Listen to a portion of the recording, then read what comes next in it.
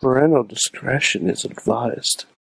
Find yourself in the Beachview area of Pittsburgh? Check out the official pizza of this show, Slice on Broadway, sharing an abnormal obsession with pizza we can relate to. Check them out at sliceonbroadway.com and tell them this show sent you. Want to have your business or podcast featured on the show? Contact us at info@sorgatronmedia.com. Subject line, advertising. Wait, just wait, just wait, just wait, just wait. Wait for the perfect time then attack. Don't give up what you want, take it back. Wait for the perfect. Hey guys, it's the Wrestling Mayhem Show, episode 481. Ready to talk some professionalized wrestling. I'm Mike Sorg at Sorgatron on Twitter in the Mayhem Studios in Pittsburgh, PA. Out on their intertubes and the interwebs, driving through that super information superhighway to reach out and touch my friends. And one of those friends is up in Poughkeepsie, New York. He is Mad Mike, and he is tagged in the WWE database for house shows and wrestling challenges and whatever there is in Poughkeepsie, New York, is something I learned last night on the wrap-up. Yes, indeed. Hi, sorry. I am a five-time Academy Award watcher, Mad Mike. I'm former WWE employee. Hey, Mad wait, Mike, that's not fair. I completely heard that on another podcast this morning. No, that's fine. I stole from the Deadpool teaser, so whatever. That's where I heard it. There it is. And I am also from the home of Piper's Pit, Poughkeepsie, New York. That's right. We'll be talking Piper a bit more. Also with us, representing Corpus Christi, where they like to throw people in the Gulf. It's the voice of Inspire Pro Wrestling. He is Eamon Payton at Eamon Tip, please, on the tweets. You're not wrong, Sor. I'm not wrong about anything. I need to figure out what is because you know what? We need to represent you guys. You guys are important to this show. We got a former WWE employee. We got a guy that lives by the Gulf that Chavo Guerrero keeps getting thrown into. And we got the man from Johnstown, and Damian Sandow, and many other people. And Damian Sandow and the Money in the Bank, all that stuff. And we got the man from the town where they once forgot to bring the ring to a WWF show, Bobby F. J. Town. We're bringing it full circle. Sadly, yes, they forgot the ring, and we also throw people into the water when there's floods. But you just push them, and they just no, the water actually comes and envelops them. So yeah. I see. Sad times. I see. But this is the Wrestling Mayhem Show. Like I said, we talk professional wrestling. You can subscribe to this and the other shows we do in our grand pro wrestling network of shows over at WrestlingMayhemShow.com and audio and video formats all over the place. And all these guys, they do some great stuff like the Midweek War, the Indie Mayhem Show is our interview series, and of course the Raw wrap-up, Total Divas, Tough Enough, whatever that other show is. I don't know, maybe we're doing a Chikara show soon at this point. I don't even know anymore. But great stuff. The TNA Big Board. I haven't caught up on the TNA Big Board in a few weeks. Is that still going, Mike? Oh, it's still going, and people are coming. People are going. Mm-hmm. There's going to be people leaving this week, I assume. So it'll be interesting. I'll have to catch up on some of that wrestling. I hate TNA. Well, soon you won't have Lucha for a period. But anyways, I know, I'm so sad.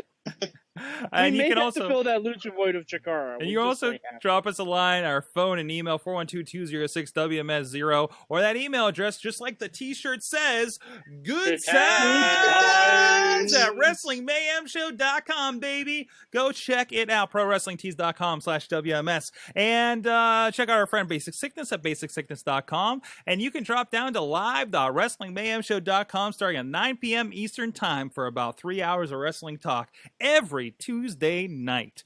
And of course, patreon.com/Wrestling Mayhem Show, including our current Patreon supporters, our patrons, of course, Antonio Garza, who joins us across the network, but he also runs the great WrestlingRevolution.com, TheWrestlingRevolution.com. So go check that out, become part of that community as well. And you can also, who's that other guy?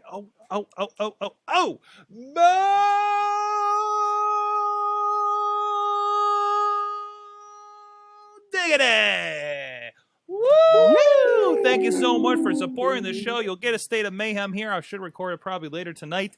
And so much fun stuff going on. With that, was there anything else I was supposed to plug? No, that's it. I'm stalling as I write up my title that I forgot to fill out pre-show. So So let's take this a turn. Of course, some unfortunate news this past week, but I want to turn it upside down and make it a little, at least pleasant in this. Roddy Piper passed in the last few days. Was that Friday, I think? We heard about that. Is that? I believe does so, that seem yes. about right? I believe so, yeah. Cardiac arrest in his sleep. 61 years of age. Mind blowing. There was actually just the week before TMZ who broke the story. Yes, I'm over TMZ as a news source. I'm just accepting it right now. But they were talking to him about the Hulk Hogan situation that we illustrated last week here on the show, and he looked great. You know, he's been in so much other stuff. He looked great. Even like the week before he died, I was watching the unfortunate Pro Wrestling versus Zombies movie. That didn't. Everybody looked like crap on that. But anyways, it's just it kind of blows my mind, and especially being so close after Dusty, it's just I don't know. It's not hitting as hard as a Dusty, because I think I'm still in kind of a shock of it. But I don't know. I go around. First thoughts when you heard that this happened, Mike. I know you, of course, being in the home of Piper's Pit, where the first one was up in Poughkeepsie, New York, and I know you were sharing some pictures today on the Facebook. I try to pull them up here as we go. What are your thoughts? Well, honestly, the first thing I thought of was a couple of years ago. God, I want to say 7 years ago. I went to a Northeast Wrestling show, and they had Roddy Piper there signing, and I went with my dad. And my dad, he always went to wrestling shows with me, and we got to talk to Roddy for a little bit. And my dad and Roddy really, really got along. Like, it was kind of scary. Like, were they kind of like the same age bracket or something? They or? were the exact same age, yeah. Mm. And I have mentioned down here, my dad also recently passed away around the holidays. Mm-hmm. And my dad talked to Roddy, and he's like, he said that it was really great getting to see like someone who my dad grew up watching a little bit of, and how my dad was able to connect to me through pro wrestling. And Roddy was like, "Oh yeah, man, that he was like, that's really awesome. It's really great that we can bring like families together." And he talked about his son, who he was bringing up through wrestling and everything. And it just hit me really hard, like, because Roddy, he was such a good dude. Like, he was just so happy to be there, even though like the Sorg just showed the picture. He wasn't in the best physical shape at that point, but he was just he looked as excited as he did in the early Piper's Pits. Like, he was full of energy. He was really, really just he talked so much with everyone. Like, we talked to him for about 15, 20 minutes. Like, it was just fantastic. He was such a good guy, and it just, really kind of hit me, I actually, like, my first thought was like, wow, Piper looks more excited about this picture than you are at this point. Well, the funny thing about that picture is, my dad was taking the picture. He didn't know how to work the camera. Okay. So that's about the 5th or 6th attempt. Okay. And my dad just kept hitting the button. And we didn't know, because it wasn't a digital camera. Right. So I didn't know if any of the pictures took. So my dad just kept going and going and going. And that was the best one that came out, where both of us looked moderately happy to be in the photograph. That's amazing. Yeah, I got a similar sentiment. I mean, he was here when 2012 with in Meadville for the IWC Superstar show. And I know Missy is a big fan, and she got to work in the merchandise room, and seeing him come up to fans, I got to go over and film him a little bit, and we posted the Piper's Pit actually from that event as well. And I remember he was the guy that came up, because, when you do these shows, probably much like that Northeast Wrestling, and this is one of those kind of paid shows, and it's really in the end raising money for the school or the boosters or whatever the case was up there. And he came in, and I think he was there the day before that morning, and was doing like a what radio can I do, and basically it came up to the promoter and says, I'll do everything in my power to make this a great show, basically. And it's great. It was just one of the like authentic guys in pro wrestling. It feels, at least in the dealings that we've had, and there's been some pretty big names up there, and there's some that have not been that great. you know. And that's I'm really Mike, you know, I think we're really fortunate to have been able to be in his presence. It's amazing. So Yeah, he still had the same aura that he gave off when he was like in his prime. I mean, like easily. I mean, he just exhumed excitement for the business, like he really just did. I mean, look at this. I mean, this is one of the bigger crowds, certainly for IWC. Probably not as big as what you guys saw up there at Northeast Wrestling. But I mean, maybe 1,000 people, and he's looking around, and he's got an expression on his face like he's in front of WrestleMania. You know what I mean? I mean, it's just, it's just amazing, and he completely delivered. And I know Jimmy Nuts, a friend of the show, that he was involved in this segment here, and he had a big write-up about it as well. A lot of guys have encountered it. One of my favorites, RJ City. I was just going to mention him. Bobby, you want to mention that? You want to talk about what he was talking about? I just wanted to say, I just was going to mention, like, real quick, how his story about Roddy and the lady in the sauna. Oh, I don't know about this one. Oh yeah, he told a story about a lady. Him and Roddy went downstairs, and they were talking about the business on the way down. They were in towels going down to the sauna. And I guess when they got in there, they both saw this middle-aged woman, and they both smiled at her and sat down, and she stayed there, you know. And all of a sudden, they continued their conversation while this woman was still in there with them. And Roddy said, "Now I want you to look at me like you're gonna beat the F out of me." And the lady got up and ran out of the sauna. From his like description of it was a really good story. I enjoyed like all of his stories he told about Roddy on Facebook and that. One of the great ones, the one I read was I spent all night talking with Roddy about how to be a great heel. The next morning I asked him how to be a face, and he looked at me and said, "I don't know." That seems about right. Eamon, I don't know. I don't know how much you're into Roddy. As we've joked about, you're kind of the young one here, and, right? And maybe didn't observe him certainly in his prime, live or anything like that. But I know you're a kind of a history of the game. What are your thoughts on Piper and his passing, or any memories, any thoughts on him? Well, I think, like, going back to what you said about how it is kind of it was a very shocking thing to learn about. Especially when you hear like people talk about, like, people in the business sort of talk about how, like, even with Dusty too, like, I talked to them like last week or even the day before, you know, and for something to happen so soon, like, it's really depressing. I think, I mean, Roddy's definitely a quintessential person in wrestling, and like you said, a phenomenal heel. I think Roddy, I saw a tweet about this, and Roddy, I think, really exemplified something that I think, Sorg, you tend to bring up a lot on the show about sort of wrestlers being, when you're a wrestler, you're there to fill a job and there to fill a certain spot. And I think Roddy was that to a complete T. You know, he was never really world champion, but he didn't really ever need to be. No. Like, he was the perfect foil for Hulk Hogan. He was, you know, he really understood his role in the business and made a living off of it and made a career and a legacy off of it. So he's definitely one that I think will be remembered for a long time, and someone that I think a lot of people should look to when it comes to being a heel, but also just being, you know, finding your place in wrestling. Right. I mean, I put a comment on there on the Facebook that Roddy actually kind of got me a little bit thinking about, a play off of the you be the hero and you live long enough to be the villain. But in the case of Roddy, he lived long enough and was so good for long enough that the villain became the face. You know, much like an Eddie Guerrero or Ric Flair gets cheered no matter what these days, even if he's trying to be the heel, right?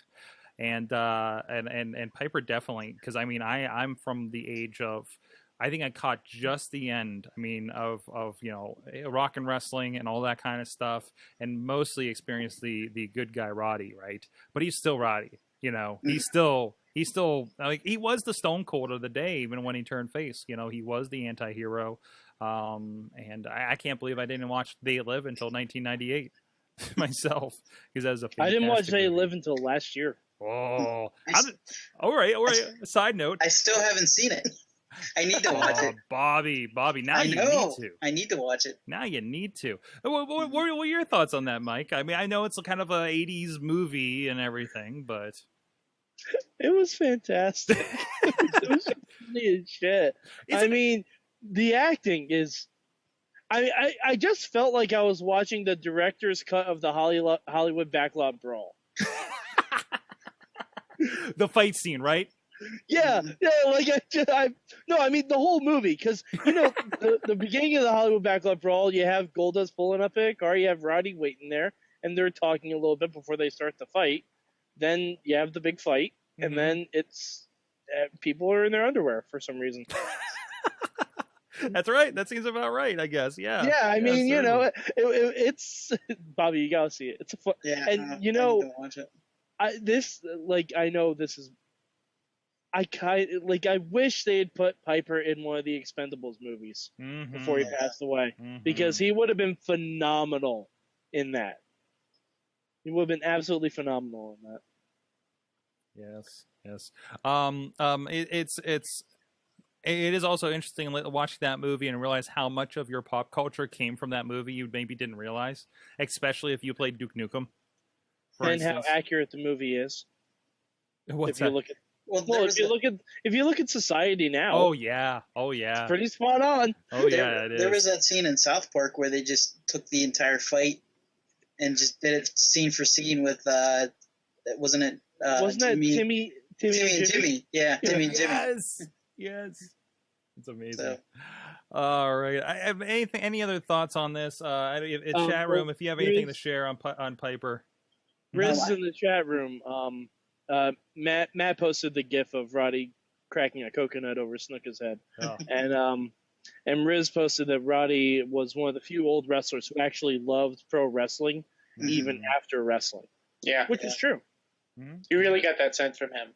Like, it wasn't, when he would make appearances on stuff, it wasn't just, I think, to make appearances. It was because he you could tell he loved it. I think that's one thing that always resonated with his work was his love for performing.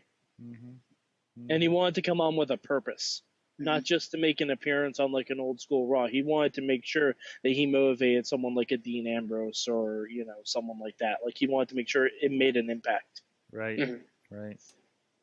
Roddy Piper, he'll be missed. I can't wait. Although I recently, if you didn't get a chance, there's a tremendous documentary. I actually own the DVD of it, of Roddy Piper. I think a lot of those clips kind of showed up in the tribute last night as well. Definitely worthwhile. I hope we are going to see a Roddy Piper week. We kind of pontificated a little bit. Would they do kind of a round table? Unfortunately, Dusty would have been tremendous to have on something like that. Actually, Hogan would probably have been tremendous to have on something like that. Would have been. Yes. And but even just Flair, and I don't know who else would stick in there, but Valentine. Definitely Flair, Valentine, Hacksaw Jim Duggan. That'd be tremendous. That would be amazing. Him and Hacksaw got they were best friends on Legends House. I kind of want to watch Legends House again now.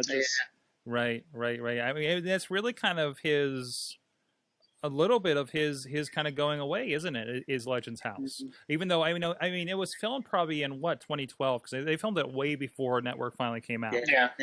So it's a little delayed as far as that goes, but as far as the last kind of notable thing was that, and he was the biggest name on there. Oh, he was. He absolutely yeah. was. He was the cornerstone of that thing, and probably equally the most entertaining one. So I think it's worthwhile. If you haven't yet, go watch Legend House. Just in general, it's really interesting. So we have this too many times, guys. Too many times. But anyways, I feel remiss to plug something right now, but PittsburghWrestling.com, that's what we're doing. We have a lot of stuff. Actually, in this next week, in about a week from today, we're aiming to launch IndieWrestling.us. But in the meantime, you can go and pick up your copy, and you can get Riz on there. He's on it. The Legend of Virgil and his traveling merchandise table. It is taking the world by storm. I was receiving pictures on social media from the NWA Fan Fest in Charlotte. Of Jim Cornette had his copy. Gerald Briscoe says he approves of the Legend of Virgil. If you haven't checked out Chair Shot Reality, there's a trailer as well as Virgil reading mean tweets. It's Which is everywhere. amazing. The reactions have been tremendous. Go get your copy today, digital download or DVD, PittsburghWrestling.com or Joe-Dombrowski.com. So, By the way, Sorg, mhm. the only reason Virgil had a solo's career, Roddy Piper. That's right. And we did kind of joke about last night, and damn it, Mike, if this might freaking happen, I don't know, about the idea that they might bring Virgil on for something. I'm like telling that. you, if you want someone who was involved in Roddy Piper's story, Roddy Yeah. was on commentary at the time, Exactly. and he was I remember that was one of the first things I saw in wrestling. I didn't really get to see heel Roddy until I watched back the old tapes. Mm-hmm. I watched Roddy cheering on Virgil to break away from Ted DiBiase. I was a Virgil mark because of that. Because I just followed anything that was a good guy at the time, to be quite honest. So, but anyways, on that note, but go check that out. And also, even we were showing a bit of the Piper's Pit. That's from Night of the Superstars 2. That's really the main part Piper was a part of. I don't know if he was. I can't remember if he was involved in the main event of that show. But go check any of that out. PittsburghWrestling.com. You can get that on digital download. So with that, let's talk about Wrestling is Fake. Oh, The newest wrestling is profession. Wrestling. Oh wait, yeah, that would be awesome. That'd be Is their awesome. championship a bagel? Oh my God, could you imagine that? Wrestling is they just have a fake WWE title. They hang kids belts. They use all sorts of just they have little Tykes tables. But I guess, It'd be amazing. but seriously, the story I'm trying to get at here is, of course, we're linked to this Roddy Piper thing. Ronda Rousey, of course, did dedicate her match, her whole 34-second match, which you can watch on Twitter video, and but on Twitter video, but she dedicated it to Roddy Piper. And through all that, Dana White saying, really kind of attacking pro wrestling around that, which is one, I think, very in poor taste because somebody freaking died, man. Mm-hmm. Yeah. So It wasn't great timing on his part. Well, at all. it didn't have anything to do with that directly. What the comment was, someone had tweeted at Dana White I really want to stay up and watch the Rousey fight, but I'd rather watch WWE for $9.99. So, and then Dana just responded, I understand, but you don't. That's how much you pay for fake shit. mm-hmm. Right. I mean, that was the whole comment. I don't think Dana White really meant anything by it because he's profited a lot off of fake wrestlers, and he's about to do it again whenever CM Punk has a match in a fight in UFC. Yeah. Yeah. I would contend, in my personal opinion, I feel like the UFC, and I've started to pay more attention to UFC now than I ever have been. Mm-hmm. Not because of CM Punk or anything, but just because I feel like they've made more of a point of taking some tropes from wrestling and putting it into their world, if that makes sense. Certainly. I feel like they tend to tell more stories, I guess, in a sense, as opposed to, and it's legitimate or real or whatever you want to call it, but it still takes a lot from wrestling nowadays, and it's that makes me want to watch it more than anything else. I don't know. I don't really take Dana's comments too seriously. I think someone pointed out, I saw on Twitter, this is the same guy that also said that women's MMA would never happen in the UFC. So, And it's now the main event. Yeah. So it's now his only draw. It is a pretty much. So Well, yeah, because people were saying about how they waited all night till about 1 a.m. when the actual main event started, and then last 35 seconds. And it was all the other stuff was just whatever, What, And Which again is funny. I'm sorry, Bobby. Which Oh, sorry. again is funny because we're sitting there wondering if the everybody talking all night long amongst our fake wrestler friends that we were at a show and at Denny's afterwards was, oh, did the fight happen yet? Did the fight happen yet? And we get in the car, it was like, oh yeah, here it is. And then I hear Katie in the back saying, well, that was interesting. And I'm like, what? She's like, I just watched the fight. I'm like, where'd you find the fight at? Twitter video. When you're charging $70 something that I can catch a recap on Twitter video, I think your business model might have a problem. I understand that, and I get that, but like Ronda Rousey has got me. I think has been one of the main reasons that has got me interested in UFC. Certainly, and these quick matches that she's having, these less than a minute knockouts, that she's and various other ways that she's achieving victory. That's telling a story. She's very much like a Brock Lesnar in a sense, and people could contend. I think there's some wrestling fans that would probably contend, hey, I don't want to see Brock Lesnar dominate a guy for fucking, 8 minutes and win, Right. She's female Baron Corbin. Oh, God. Oh, no, Bobby, no. No, I mean, like, as She's far just as, gonna- quickly ending, matches. But likable. That's what I mean.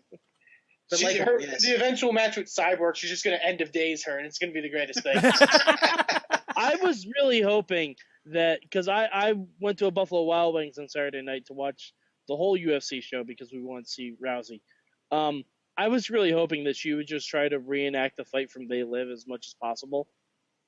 Because there was a lot of trash talk coming from Beth Correa, and Ronda Rousey really didn't talk trash at all. And I will give Beth Correa credit. She was very intense in that face-to-face. Yes. I was like, wow, that lady's got anger issues. But then almost... Ronda Rousey just, 35. And Mike, you mentioned like that Ronda wasn't necessarily talking trash, but she was in a sense almost cutting promos. Yeah. And so with that. And that's the thing that's been happening in UFC nowadays that hasn't happened in the past, in my opinion. It's been a lot of started because of Lesnar. Yeah. Mm-hmm. It all started because of Lesnar. And maybe to a lesser extent Anderson Silva. But when Brock Lesnar was in UFC, everyone was cutting promos. Mm-hmm. Everybody. You'd see it built up like a WrestleMania every time there was a big fight. And they tried to do that with this one. It's just the only thing that sucks about real sports is that sometimes the build-up doesn't match the actual fight. Mm-hmm. Yeah. And that's unfortunately, entertainment-wise, that's why pro wrestling will always win in comparison. I'm just here so I don't get fined.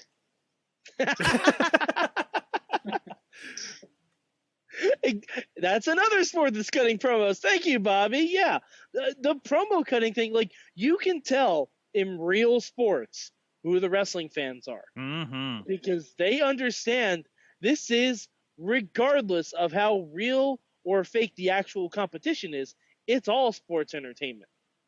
Because you have to build a brand. Mm-hmm. Richard Sherman at the end of the Super Bowl. Yeah. Also, if you want to contend this whole real versus fake thing, personally, I believe the whole thing is fake. I believe Dana's in on it. I completely go by the conspiracy theory that Dana and Vince are like this. I think it's too dumb.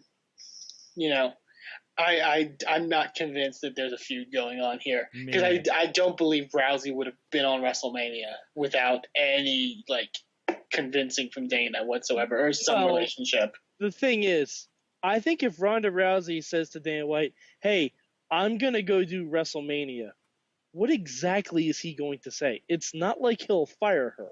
Right. No, absolutely as long as she doesn't hurt herself. As long as she doesn't hurt herself. He's not saying no. And He's to be honest, I'm sorry, you want to give me a free plug by doing something you enjoy? Have fun. But I think Dana's a smart enough man to where he would see that on the table and see the potential of that and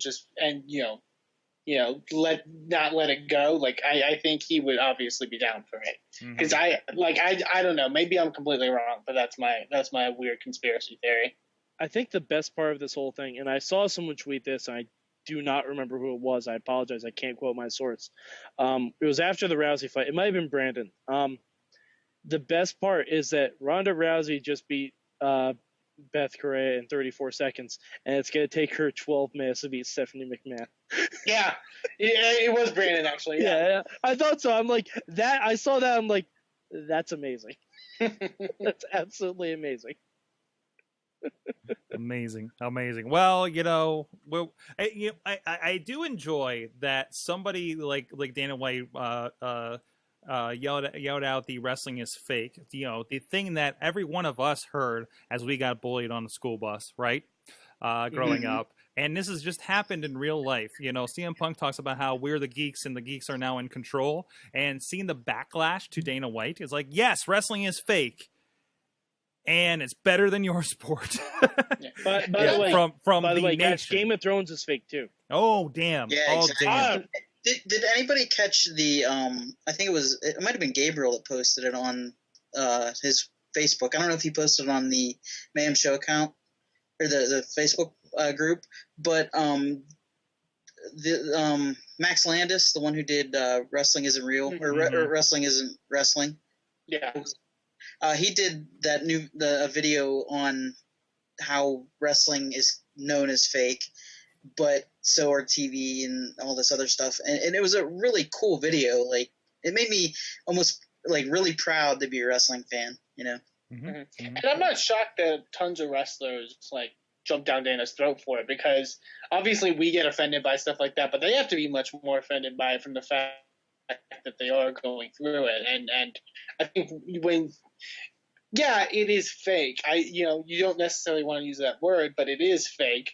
But, when you put into the fact of like injuries and the stuff that goes into actually being a wrestler, I can see why people would be offended by that, because it's basically saying that what you do is lesser than. Mm-hmm. And it's, I can understand I can understand wrestlers getting very outraged by that. I know like Seth Rollins spoke up, and I think Austin Aries was another guy that was like very adamant about it. Like Bull Dempsey. Fake isn't even a good word for it. Bull Dempsey said, "How dare you?" Fake isn't even a good word for it. Whenever like people used to tell me when I was younger that wrestling is fake, I'm like, no, wrestling is scripted, just like everything else on television. Mm-hmm. Like even the UFC commentators, I'm sure they have a script. I'm sure they have things that they have to talk about. I'm sure that they have stuff they have to say before each fight. I mean, fake is just a word that I think people use I think it's a word that people use in a case that they just don't really put a lot of thought into. It's a simple word for something much more complex. It's a bullying term. Mm-hmm. Right? And sometimes it is, yeah. Wrestling's a big fat phony. No. That's exactly what's happening. Dana White is the bully that's trying to cut down all of us wrestling nerds, which includes the wrestlers, to be honest.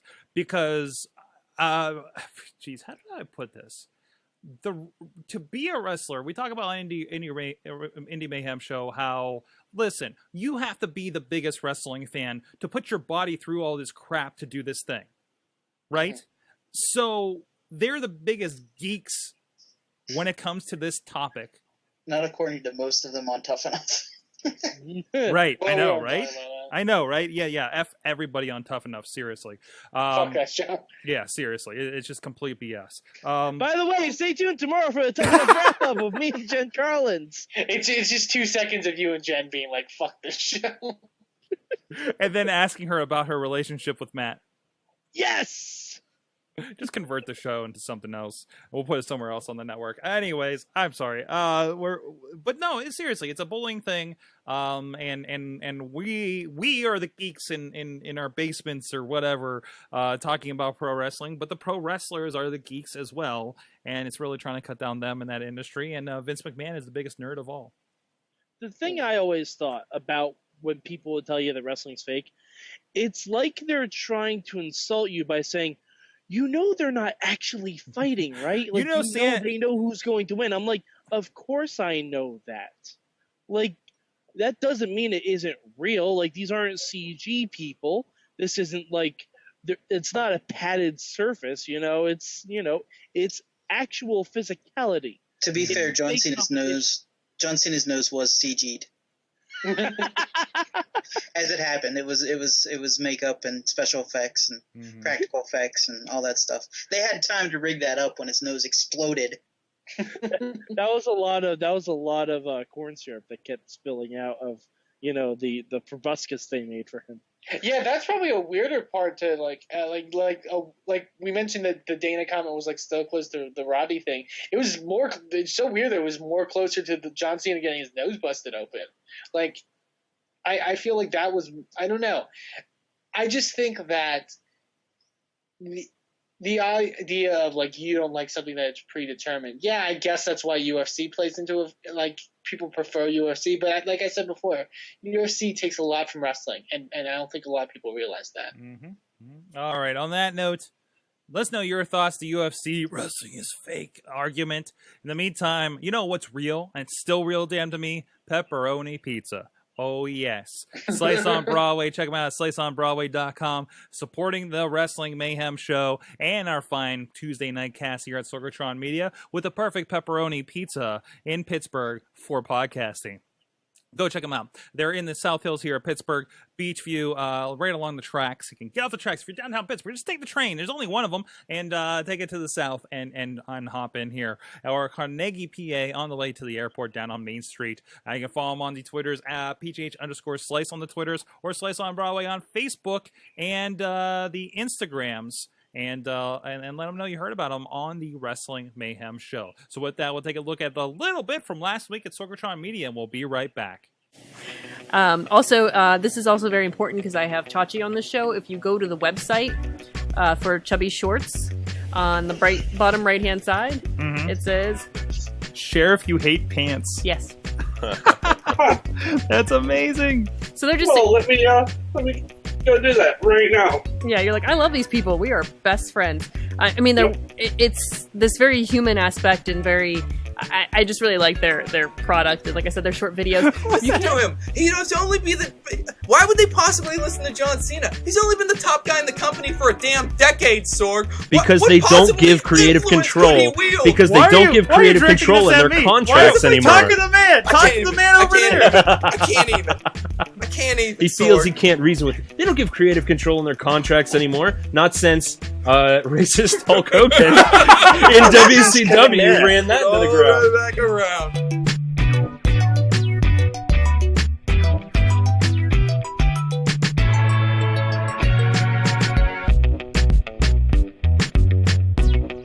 Chachi Plays for Kids is coming back again, the 24-hour game-a-thon for youth arts programs in Pittsburgh. August 7th and 8th at the Toonseum, or join us live. ChachiPlays.com. Find out how you can make a difference too and donate today. ChachiPlays.com. Up, down, down, left, right, BA, start! We are back. Go check out all that. So much more. SorgatronMedia.com. Also, ChachiPlays.com. There's a great marathon we're going to be doing right here. If you join us here at live.wrestlingmayhemshow.com, live.sorgatronmedia.com. We will live Friday night, the 7th through the 8th, if I have my dates right, live from the Toonseum in Towntown, Pittsburgh. You can donate at ChachiPlays.com. It helps out the arts programs in Pittsburgh for underprivileged children through a couple of great organizations here. And we're going to have fun. Some Mayhem Show guys are going to be involved with it, and we're going to have a blast. So let's get into the big question. DJ Lunchbox is on leave this week, but we have one filling in from the maddest of questions from Mad Mike. What you got, buddy? All right. I've been watching Ring of Honor, and I've been having difficulty getting into the show. And I've been trying to figure out why I think that is, because they just celebrated their 200th episode. I've only seen about 10 of them, so because that's when they came to Destination America, and I thought it was kind of weird that they're coming to a new audience, but they already have so many established storylines, established roster, all things like that. And it's really hard to kind of transition into becoming a fan of that show. So I wanted to hear from you guys. What do you think would be one of the best ways to put on a new wrestling show, a new network with a new audience, new eyes watching it, if you already have an established roster and storylines? And you can't say Lucha Underground because they didn't have we were introduced to everyone on that show. Mm-hmm. So that's kind of like, because I want to enjoy Ring of Honor. I want to see more or less suggestions like how we can fix it. Okay. Super kicks. Okay, and I think I don't want to defend Ring of Honor too much, but I think it was just like this was a new TV deal. There wasn't a consideration, right? But you're saying there should be. There should now. Is your contention the show has moved, like say WWE moving Raw from USA to Spike? Is it a continuation show, or is it we have the Ring of Honor roster? We just started a new show here. It can be either or. I mean, because they clearly had the Sinclair broadcast, and they don't change anything from the Sinclair show, where people have been watching since episode 1 to the Destination America show, where there's a whole bunch of new eyes on it, and like they don't. Because there's one thing you can say about WWE programming: they give you enough replays and enough backstory to allow you to tiptoe into the storylines. Even if you don't fully get it, they tell you who the characters are, whether through commentary or through in-ring promos. Right. Okay. Anybody have this one? I got my answer. Okay. And you mentioned we can't say Lucha Underground, but I will say another show that happens around the same time, and that's the new show launched by Chikara, Journey into Chikara. I think when you format your wrestling show like Ring of Honor is doing, and like most wrestling shows do, where it's just like sort of a series of matches to build a storyline, like a regular wrestling show. When you're in front of a new audience, I could see where that can be a problem with an established roster and some established stories and stuff like that. I feel like Chikara did a really good job their first episode, and they've only had one episode so far, of introducing, one, what Chikara is, two, a lot of their characters and a lot of their motivations, and just the style of wrestling, and it allowed people who, I think somebody who has never watched Chikara before could watch that episode and understand the stories that they were telling. And it takes somebody who can describe it, who can, educate people. They need to take the time to educate people on certain things. But I think they did a fantastic job. Like this episode, for example, I think really it centered a lot around the storyline they're doing with Oleg the Usurper, who is a part of the Wrecking Crew, which is a heel stable led by Sidney Bacabella. However, they're doing a year-long tournament of called the Challenge of the Immortals, where team members got drafted, and Oleg got drafted onto a different team. So there's basically a tension where he's working for Sidney Bacabella, but he's on this other team. And they did a really great job of educating people on that, which is not something that's easy to do. I think that 1 hour Saturday morning style show is a better way to do something like that, as opposed to taking it the route of a normal wrestling show. Mm-hmm. I think from that, you mentioned Saturday morning shows, and you talk about introductory kind of situations. I remember Saturday Morning Slam, and remember how much that, again, you are introducing people because you're introducing these wrestlers and characters to kids, right? So hopefully for the first time. And maybe that's why back in the day when we had like Wrestling Challenge and Superstars, you had more vignettes introducing people because there was more kind of time to do that, and you stumbled on this thing, right? And but I like the Saturday Slam style where it was these characters doing these things, introductory things. Check this person out, and having that jumping on point. We don't need to know everybody's complete holy crap backstory, but I think there's definitely something lost when we're watching Monday Night Raw. You kind of catch on now, right? And I don't. And Ring of Honor is doing the same thing, right? Where they're not giving you a lot of what is this? Because if you drop in a Ring of Honor, I'm with you. You like the Truth Commission just seems so freaking random, right? And it's gone through so many different things. Especially since it's called the House of Truth. So, I'm sorry. The Truth Commission was a stable in WWE. Thank you. Jackal, Sniper, Recon, and Kurgan the Interrogator. I've been to the House of Truth. Why didn't I remember it? But anyways, what if Kurgan was Ring of Honor? Sorry.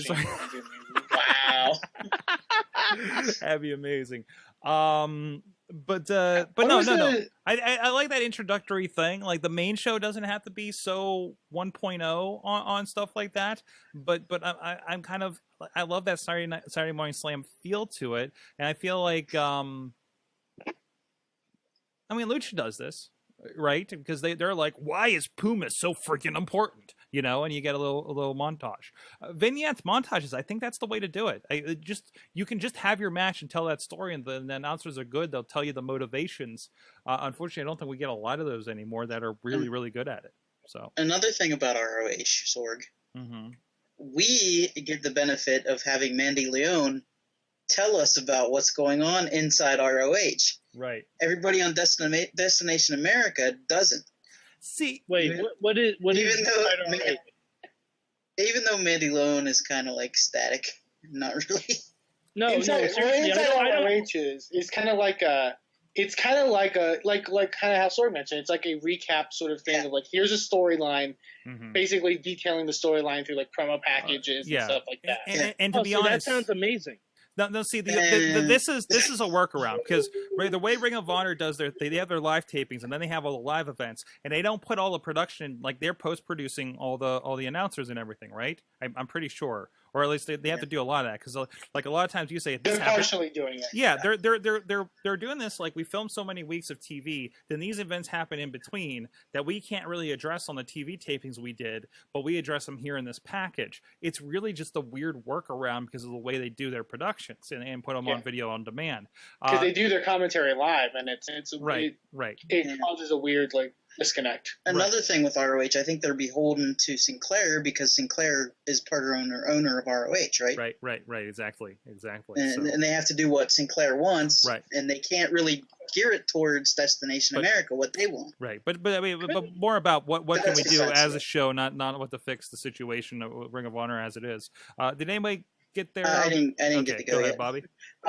What I would do with a new federation, I would invade TNA and slowly turn it into another federation, much like Jeff Jarrett is doing. Bobby, stay tuned for Impact. That's all I can say. You mean Amped? No, I mean Impact. Stay tuned. Okay. Yeah. No, but I mean, I just no. like, check out Global Force Wrestling's Amped. Yeah, that's what I mean. On a That's why I network said we Amped. don't know. On a network we don't know exists yet. Yeah.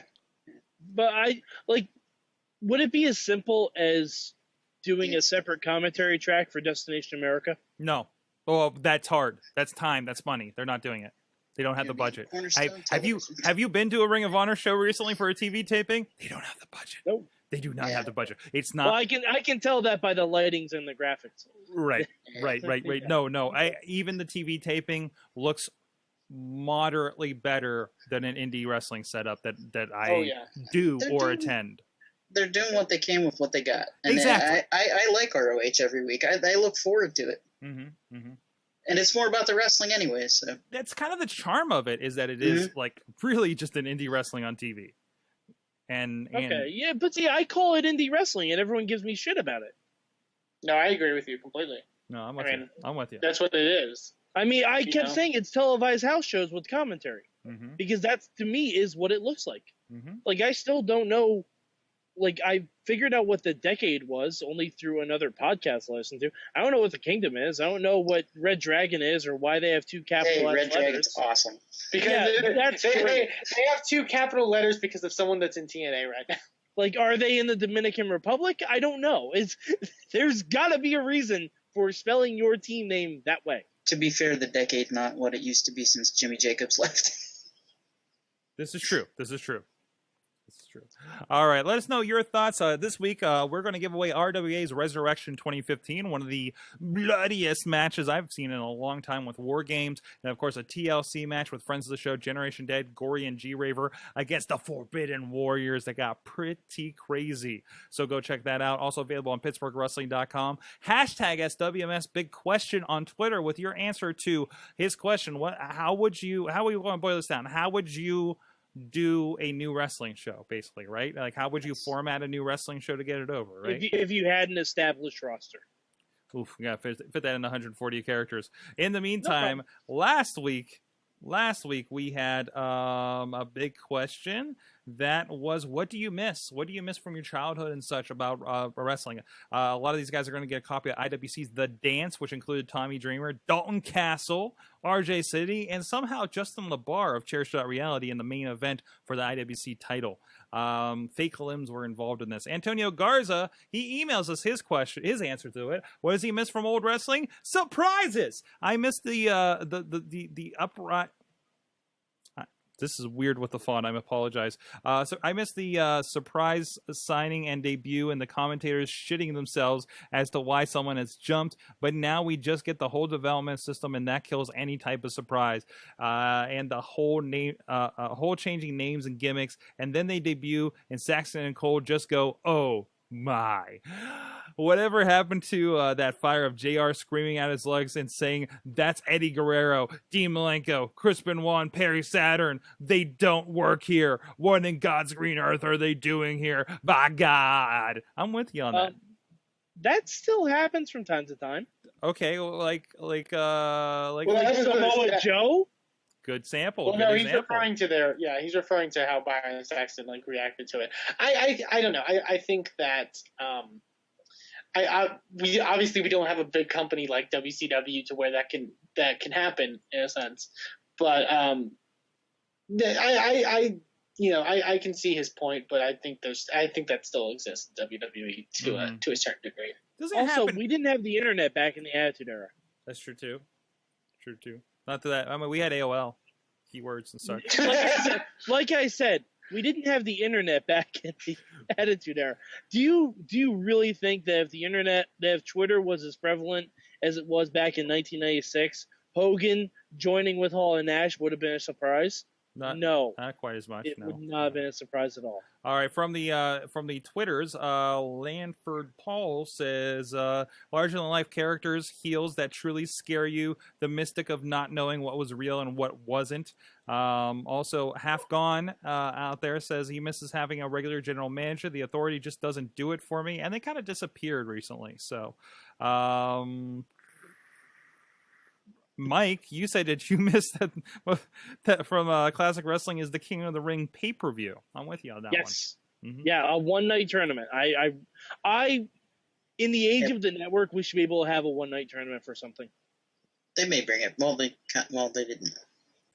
They sort of did. Yeah, they kind of did, but it wasn't a one-night tournament. Yeah. Because the one-night tournament adds intensity to it because you have guys wrestling multiple matches. Mm-hmm. Certainly. So let us know what you think. Hashtag big question. Guys, ProWrestlingTees.com. We got t-shirts like this one. Good times at WrestlingMayhemShow.com. Great stuff.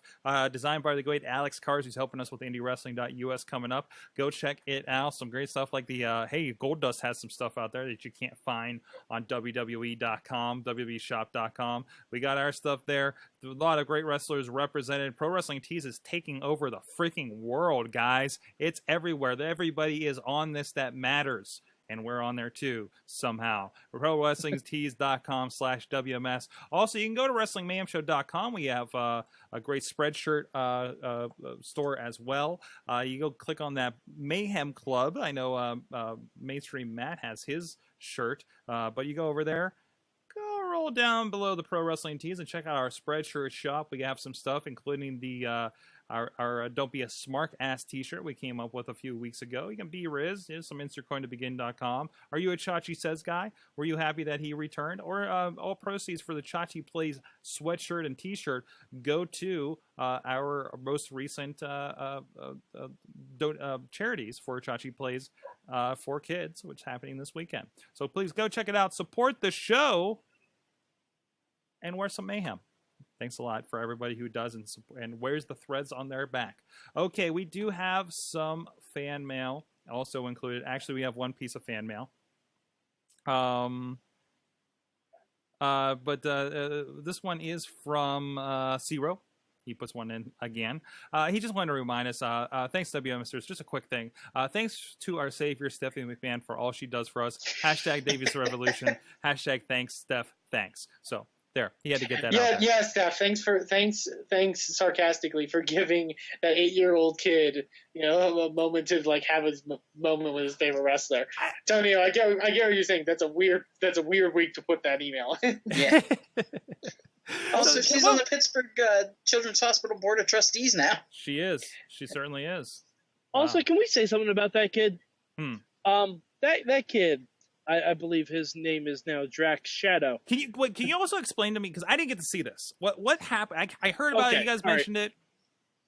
I'll break the whole thing down for you, Sorg. Thank you. This is a kid, I believe 8 years old. He's beaten cancer 4 times. Wow. At 8 years old. He submitted a video to Tough Enough of him beating the crap out of his Iron Man stuffed animal. And Triple H and Stephanie responded with a video chat with him, saying that they were so impressed with his video that they wanted to sign him to a contract immediately from a Money in the Bank briefcase. And they said that he could come to Raw and he could get in the ring with his favorite superstar to sign the contract. And the best part is that he said his favorite superstar was Stardust, That's amazing. which is fantastic. And he was brought out during one of the commercial breaks.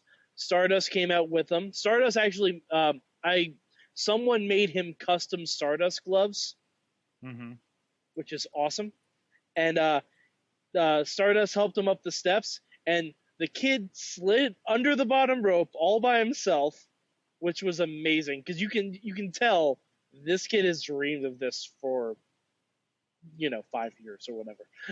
But he went in there, he signed the contract, and Triple H asked what his ring name was. He said it was Drax Shadow, and he said all superstars have to have a catchphrase. What is your catchphrase? And he, not even hesitation, don't fear the darkness, fear the shadows. And that is single-handedly a better name, better character arc, and a better catchphrase than Roman Reigns has ever had. By the way, every indie wrestler is stealing that name and catchphrase right now. Absolutely, because that is better than have at least half the people in Ring of Honor, at least half the people in WWE, at least 90% of the people in TNA. James Storms wish he was that kid. But yeah.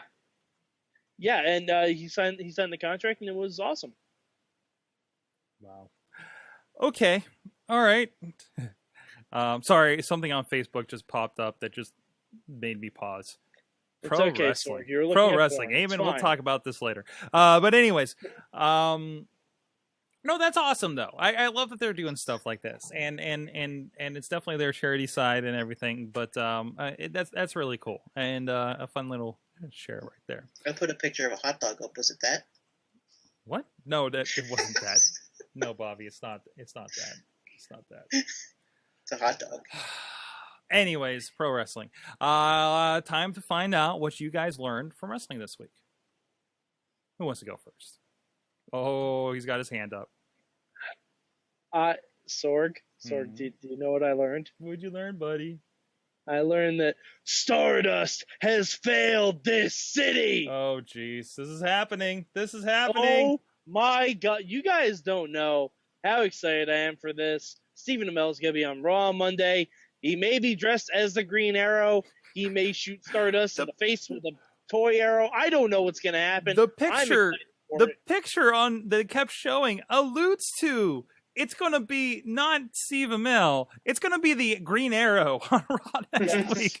I don't know. I think someone's going to get their ass sued. But anyways, that's amazing. That's so great.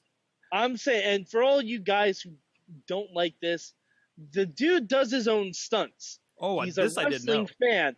I think this is going to be what we wanted Mickey Rourke versus Jericho to be. Oh, jeez. I think this is going to be really, really good. You think he's secretly training? Yeah, I'm sure he is. I'm absolutely positive he is. He was on a movie with Sheamus. He did Ninja Turtles with Sheamus. That's true. That's true. If Sheamus didn't teach him how to bump a few times while they have the pads there, then what the hell's going on? Wow. Okay. Eamon, what'd you learn from wrestling this week? I learned from wrestling this week. Sometimes, no matter how much you watch wrestling or how much you think you know or know about wrestling, there can always be something new that can happen that will make you gush. And to me, that was the Seth Rollins Neville match from Raw. Mm-hmm. Them executing 2 near falls that were probably the greatest things I've ever seen in my life. The near fall for the Red Arrow was one of my favorite things I've seen in a long time. And I think as far as like protecting people, they have really done an amazing job of protecting and building Neville. Mm-hmm. He's technically almost beaten John Cena and Seth Rollins. Like, that's amazing. And his finisher's been kept safe. Like, it's wonderful. And going back to the indie wrestlers in the world stealing the 8-year-old kid's ring name, everyone's going to be stealing that finish. Everyone is going to be stealing that finish now. Amazing. What about you, Bobby? I learned the best kind of party is a super kick party, and Mad Mike doesn't like fun. No, I don't like idiots screaming. But it's Steve Moreno is a gentleman and a scholar. And if you're not familiar, watch the Young Bucks on ROH this week versus a friend of the show, Raymond Rowe, Awesome. and his tag team partner, Hanson at War Machine. Awesome. I learned, listen, indie wrestling we'll talk about a little bit later, but it was a fun night with the IWC at Proving Grounds 4 in White Oak, PA, and there's so many talented wrestlers on there, and there are so many great matches. But I do have to say, I have to give match of the night to a friend of the show, Chess Flexor, against Space Monkey! Oh, I love me some Space Monkey. Oh, look at Space So Monkey. sad I missed this. Oh, Space Monkey. Wait. What? Wait, what? I'm just looking at this video. Is that Commander Jim from Have the you not listened to us for the last couple months, like, gush over Space Monkey? We've been talking about best. Space Monkey for a while. He's been around since Meadville. I have a vine of Space Monkey. He's great. Look at that. He's a Space Monkey. I have no words. And would you be surprised if I told you he was trained by Paul London? No. No, I wouldn't be surprised if that was Paul London. Man. I mean, seriously, would you be surprised if that was Paul London? Well, no. But I would be mad that he didn't say hi when he came. He should step out of that like Dalton Castle. Yeah, you should have Monkey Boys, right? You should have Monkey Boys. From the Facebook, Alex Cars learned that wrestling still has a share of magical moments thanks Kevin Owens. He's been doing amazing lately, of course. Mike, you also learned that you haven't even watched Raw yet, and you're already more excited for Elimination Chamber than you were for Payback. Did I get an old one? This is May 19th. Wait, what? That's What an the old hell? one. Holy crap. May That's an old one. 19th. I'm While sorry. you're looking for the new one, Kane's you're- coming for you. while you're looking Throwback for the May new one, 19th. I will also say that I learned that the entire company of TNA Wrestling can also be acted out if you follow along the plot of Speed, the movie. Interesting. Matt Carlins and I had an intervention with each other after the midweek wars. Oh, was and that the you looked through you walked through the looking glass moment yeah, that I saw on all right, Twitter? I'll just give a brief list of the similarities that we made. Yes, this is a written down list. I'm not bullshitting Put anyone it here. on paper. Dixie Carter is Sandra Bullock. Jeff Jarrett is Keanu Reeves, naturally. Kurt Angle is the bus driver that gets shot and can't do his job for the rest of the time. Vince Russo would, of course, be Dennis Hopper. Sting is the woman that tries to leave the bus and gets blown up. Billy Corgan is the man driving the Corvette that tries to save people along the way and ends up only attracting Keanu Reeves. Ethan Carter is Jeff Daniels, the guy who tries desperately to save the bus but ends up getting killed. There are a lot of things. When they jump the gap in the bridge, that's going from Spike TV to Destination America. And right now, TNA is at the airport circling the runway as they run out of gas. Wow. Right? Wow, that's pretty good. Okay, We had a long discussion about it, Sorg. I found There were never more watched- on there that I didn't read. I've But never you'd have watched to Speed. really watch the movie Speed. Watch the movie Speed again in the context of TNA, and I don't know which one you'll appreciate less, but you'll appreciate one a lot more. wow. Oh, you'll appreciate TNA. I also learned that you shouldn't walk up to Kevin Owens and ask for an interview because you will get scared shitless. Ask JoJo. Poor JoJo. All right, on the Facebooks, Matt Collins learned that Dean Ambrose, this is from 10 hours ago, so I know it's today. Okay. I learned that Dean Ambrose is now trying to seduce the soccer moms of America by somehow losing his shirt in every match. Okay. Mike, you learned you didn't know that his kids played soccer? I was calling Jen a soccer mom. Yes. They look like they'd be soccer players. Daniel learned that submission sorority might need a new name thanks to the internet pervs everywhere. Ooh, I didn't think about that. JBL already called them the submissive sorority. So. Kyle learned that the heroes we grew up watching are falling off fast. Keep repairs for Jimmy Snook. He already did. He killed a chick in the 80s. So Well, Friend of the he's remembering show. the fact that he got diagnosed with cancer. he what? He did. Yeah. Yes, I he didn't did. know that. Oh, jeez. Yeah, I'm stop stopping all cancer. Jimmy Snuka jokes now. So prayers to him then. Garza learned that WWE didn't learn from their mistake, and once again they had JBL tell their loyal fans that they're stupid for paying $50 for a pay-per-view. If they're giving you that money, you say thank you, not call them stupid. That's a good point. Riz plays colleague on Riz Plays Games. Go check that out. I learned that no, seriously, he's trying to beat the Royal Rumble with just a great colleague from number 1. He can probably do it. Like, it's not. He's on attempt number 4, I think. So I learned Riz is slightly insane. mhm. It's pretty difficult to win a Royal Rumble as the first entry with anyone. Right. It's very difficult to do that. Gabriel learned that that he cherished Roddy Piper. He was a true mentor. He grew up around him. His father was a mechanic for the auto shop he owns in Portland. Wow. Wow. Okay. Oh, that's awesome. Yeah. And Cars learned that pro wrestling is fake. Thanks, 1008. Thank you. No. Thank you. And also from the Twitters, I think oh, that's what I linked. That's why I linked the wrong one, I think. Is that? No, I didn't put the Twitter one in. From the chat room, Hot Wheels learned that he loves him some Space Monkey. Yes. And Riz learned that playing as Great Khali on WWE 2K15 alone is just maddening. Also, New Day clapping is the best part of Raw. Awesome. And we can't really argue with that. Nope. Yeah, really. Okay, and what did you learn? Habs Man 72 learned that the greatest of them all are vulnerable and human. R.I.P. Roddy Piper. So there you go. Also, Ed Burke says that some fans will cheer for the heel flattening someone's nose off if it's the right nose. I think. Oh referring yeah, to they John were Cena. really happy that Seth Rollins broke John Cena's face last night. And all of them bought the new T-shirt, which was And amazing. Cena's not going to be on Raw next week. No. I also learned WWE has the greatest shirt of all time. Yes. Seth Rollins' new shirt. Check it out. But, he is going to be on Tough Enough next week. Again? John Cena. Really? Oh, John Cena. Okay. Yeah. Wow. Seth Rollins. That's gonna be. They said that it's going to be his first televised appearance since Seth Rollins broke his nose. So That's great. Yeah, continency. He's going to be that playing note- a pipe organ in the basement of the Performance Center.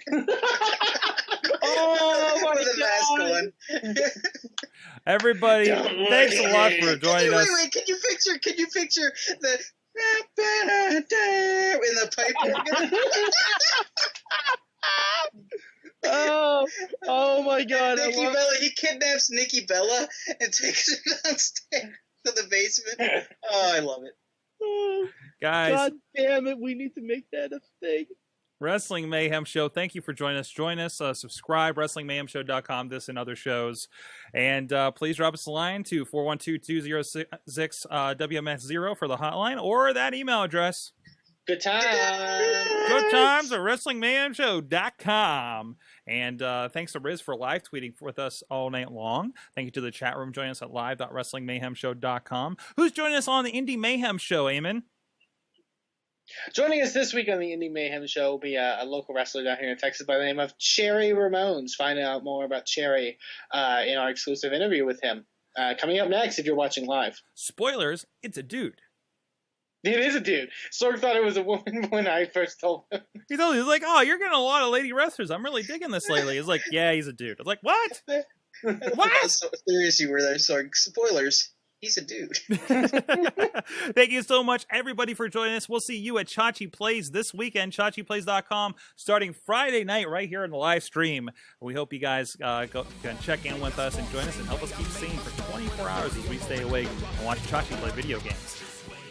We'll see you guys next time. Mayhem out. Just wait, just wait, just wait, just wait. Wait for the perfect time, then attack. Don't give up what you want, take it back. Wait for the This show is a member of the Sorgatron Media Podcast Network. Find out more at sorgatronmedia.com.